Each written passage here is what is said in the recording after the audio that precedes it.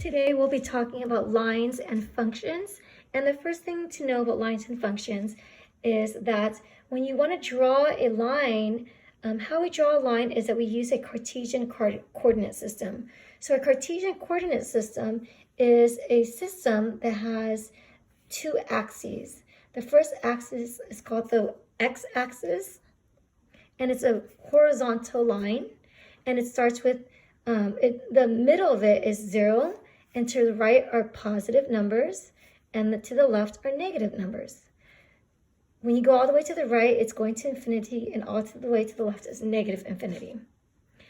The vertical axis is called the y-axis, and it's in the middle of the y-axis is 0, and when you go upwards, you get positive numbers, and when you go downwards, you have negative numbers.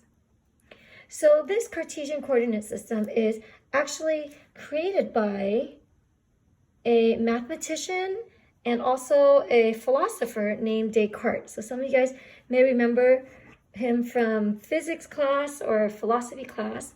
So his name is Descartes, and the story goes that he was sick, lying in the hospital. So he was sick and lying in the hospital. Here's my weird picture of him. And most sick people lying in a hospital just go to sleep, right? But not Descartes. He is staring up at the ceiling, and as he's staring at the ceiling, he sees a fly on the ceiling. So the story goes that when he saw the fly in the ceiling, he thought to himself, now I wonder how I can tell someone who's not in the room where the location of the fly is. So he started seeing grids. He started seeing horizontal and vertical lines all across the ceiling.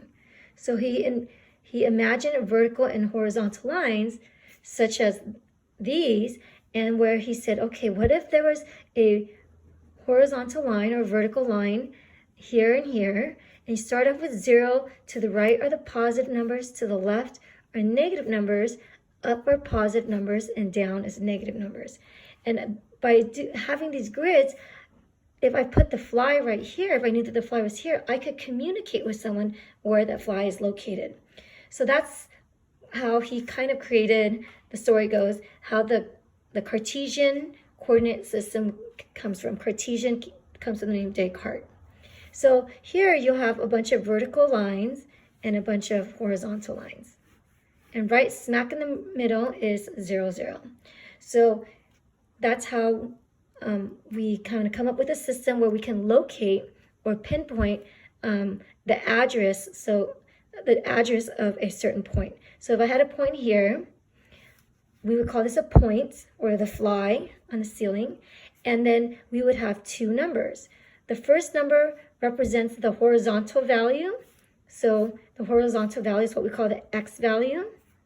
And then the second number represents the vertical value, which we call y. So this is the horizontal, and this is the vertical value. And then you put parentheses around it to say that this is the point. So in this case, if the fly is here, well, horizontally, I went 2 to the right. So I say this is 2, comma, and I went 1 up. So I have 1 as the y value. And all throughout the world, we use coordinate systems all the time, whether people are flying planes or jets or in the ocean, and they need or a satellite, they need to know where things are located. We use coordinate systems. So let's go ahead and take a look at number 1. Number 1 here says, graph the location of Atlanta as an ordered pair. So here, when I look for Atlanta, right here, I want to know an ordered pair, meaning to write it with like that as a point. So when I look at the x value, I see here that I went to the right. This looks like 5 spaces. So that's 5, comma.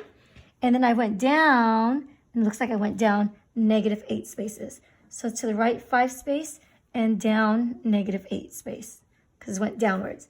So this would be the point where Atlanta is at, 5, -8. Question 2 here says, use a pencil to plot the point, -5, 2. So -5 represents the x value or the horizontal value, and the 2 represents the y value or the vertical value. So -5, I always start off as 0, 0. I go 5 to the left, that's -5, and then +2, that means go upwards, 1, 2. So here is -5, 2.